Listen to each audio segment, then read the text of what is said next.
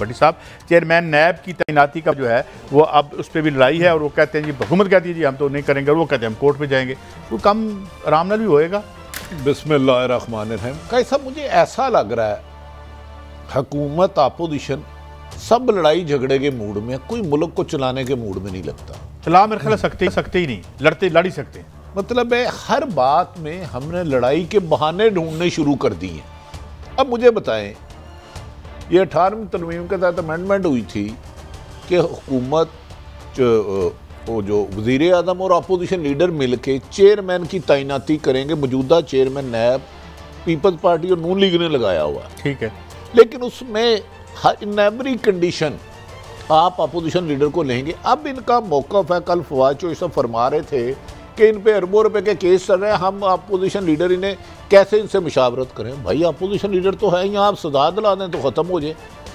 मुझे लग रहा है कि न जाने क्यों अपोजिशन तो आपको पता है उसके पल्ले ही कुछ नहीं है, ना वो मूवमेंट चला सकी, ना उनके पास विजन है।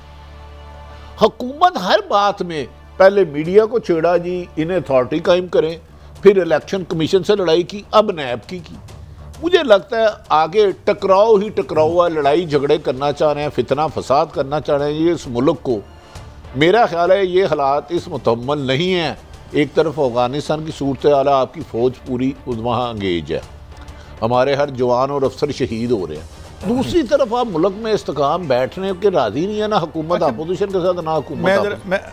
एतजाज़ हसन साहब हमारे साथ लाइन पे हैं। Thank you very time Aitzaz Ahsan साहब। इसी मामले पे सर ये जो चेयरमैन नैब की तैनाती, हम तो ये समझते हैं कि ज़ाहिर है अपोजिशन और गवर्नमेंट करती है, इसको एक्सटेंशन देना चाहते हैं जबकि अपोजिशन कोर्ट में जा रही है। इसमें लीगल पोजीशन क्या है, क्या गवर्नमेंट एक्सटेंशन दे सकती है या नहीं दे सकती? एतजाज़ हसन साहब जी, गवर्नमेंट नहीं दे सकती एक्सटेंशन, क्योंकि इसमें कानून में लिखा हुआ है एक्सप्रेसली कि फॉर 1 टर्म इसका होगा, नॉट एक्सीडिंग 1 टर्म, और टर्म जो प्रोवाइडेड है वो 4 साल की है, उससे ज्यादा उनको नहीं ले जाया जा सकता। हाँ, अगर कानून में तरमीम ले आए एक्ट में, तो फिर वो उसमें कुछ हो सकता है कि ये सिंपल मेजॉरिटी से तरमीम हो सकती है। एतजाज़ हसन साहब, ये सिंपल मेजॉरिटी दोनों हाउसेज में अलग-अलग जी। अच्छा एतजाज़ साहब, गुजारिश है कि आपने खुद फरमाया कि कानून में लिखा है सिंगल टर्म, तो क्या हुकूमत जान के टकराव की पॉलिसी की तरफ जाना चाह रही है? जब एक वाज़ेह कानून लिखा है, यहाँ तो आप आइन में तरमीम कर लें, जैसे आपने फरमाया सेनेट अलग और कौमी अलग, वरना ये इस किस्म की अवॉइड करती हैं हुकूमतें लड़ाई झगड़े से, आइनी इदारों से उलझने में। तो क्या ये हुकूमत की पॉलिसी आप ठीक समझते हैं? नहीं, ये हुकूमत की मेरा ख्याल है आकबत नाम देश पॉलिसी है। वो ज्यादा से ज्यादा ये कर सकते हैं कि ऑर्डिनेंस के जरिए कर लें। ऑर्डिनेंस भी एक किस्म का कानून होता है, लेकिन ऑर्डिनेंस जो है वो उसकी मियाद 4 महीने है। 4 महीने से ज्यादा वो मकसद नहीं रह सकता, कोई फायदा नहीं है इनको। अच्छा साहब, मैं इससे बाद मुल्क से पूछे, मैं थोड़ी सी रहनुमाई चाह रहा हूँ आपकी मौजूदगी में। अगर हुकूमत ये बहुत चालाकी करती है, अभी तो ऑर्डिनेंस लाने का इनको फ़ायदा ही क्यों नहीं, क्योंकि 4 महीने बाद वो एक्सपायर हो जाएगा। जिस दिन अपनी हुकूमत छोड़ते हैं, इलेक्शन की डेट देते हैं, उसी दिन ये ऑर्डिनेंस ले आते हैं 1 दिन पहले। क्या इंटरिम हुकूमत पाबंद होगी उस ऑर्डिनेंस के तहत मानने की, या वो आके कैंसिल कर सकेगी? नहीं, इंटरिम हुकूमत इस किस्म के ऑर्डिनेंस को तो कैंसिल कर सकेगी। अच्छा, तो फिर इसका मतलब है ये हुकूमत क्यों उलझ रही है बार बार अपोजिशन से? आप क्या समझते हैं? अपना आईनी कोई राय दे थोड़ी सी। ये तो इसके बारे में बुनियादी तौर पे तो वही बता सकते हैं हुकूमत वाले ही कि उनको क्या इस किस्म की उलझन की ज़रूरत है। एतजाज़ साहब, दुरुस्त फरमाया आपने कि ये हुकूमत इसका जवाब देगी। मैं इसी से मिलता जुलता एक सवाल है इलेक्शन कमीशन के हवाले से। अब हमारे जो वज़ीर इत्तलात हैं उन्होंने फरमाया कि जो 2 इलेक्शन कमीशन के मेंबर आने हैं वो खुद इस पर कुछ करें, और वो ये उन्होंने ऑर्डर जो किया 2 वकीलों 2 वज़रा को जो नोटिस दिया है इसको कैंसिल कराएं। तो लीगली ये क्या लीगली को लड़ाई चल रही है? ये भी एक सियासी महाजरा ही है। किस तरह आप देख रहे हैं इसको? नहीं, अब तो ये सियासी महालड़ाई हो गई है और इलेक्शन कमीशन भी कोई इतनी आक्रामक अंदेश नहीं है।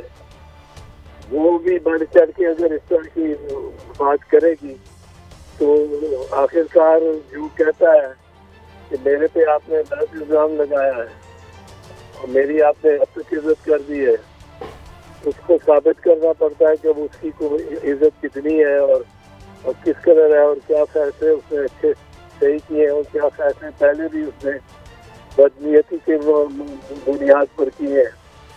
तो गवर्नमेंट भी तैयारी उसमें करके आएगी। कोई एक की चोंच और एक की दुम वाली बात लगती है हो जाए। मुझे इत्तेज़ार साहब, क्या ये जो सॉरी मैं आपकी बात काट रहा हूँ, मैं सिंपली इसकी वजाहत चाह रहा हूँ। क्या इलेक्शन कमीशन के पास, क्योंकि हमें बताया गया कि वो भी एक किस्म की अदालत है, तो क्या उनके पास ये पावर है कि ये इलेक्शन कमीशन को हुकूमत तकसीम करने की एक राह दिखा रही है? इस पर भी कोई तौहीन का मुकदमा बन सकता है हुकूमत पे? लीगली मैं समझना चाह रहा था इस पर। तौहीन का मुकदमा तो बनाएगी इलेक्शन कमीशन, और तौहीन के मुकदमे के जवाब में जब आप कहते हैं कि मेरी आपने तौहीन की है, तौहीन क्यों की है? क्योंकि आपने मुझको जानिबदार कहा है। अब क्या आप जानिबदार हैं या नहीं है, ये तो तनकी हो गई ना।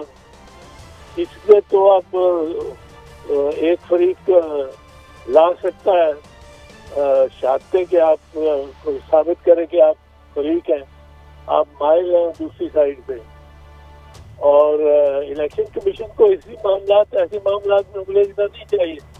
उन्होंने जाति बना लिया, जाति बनाया तो फिर जाति बात। अच्छा, मैं इत्तेज़ार साहब माफ़ी चाहता हूँ, वो सुना है इलेक्शन कमीशन सईद मेहंदी साहब है और आप गालबन उनको जानते हैं, वो नवाज शरीफ साहब के आज भी जितने करीब हैं कोई ब्यूरोक्रेट नहीं रहा। क्या इमरान खान साहब ने उनको लगाते हुए देखा नहीं? और क्या अगर इलेक्शन कमीशन दोनों वज़रा को नाअहल कर सकता है और कितनी देर में कर सकता है, ज़रा इसमें रहनुमाई फरमाइए। तो इतनी आसानी से नहीं होते। वो कन्विक्ट कर सकता है कंटेम्प्ट के लिए, और कंटेम्प्ट में से नाअहलियत एकदम नहीं निकलती।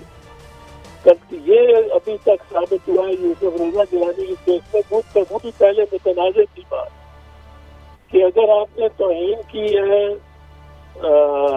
सुप्रीम कोर्ट की और आपको सजा हो गई है चाहे एक दिन की हो, आप डिस्क्वालीफाई हो सकते हैं।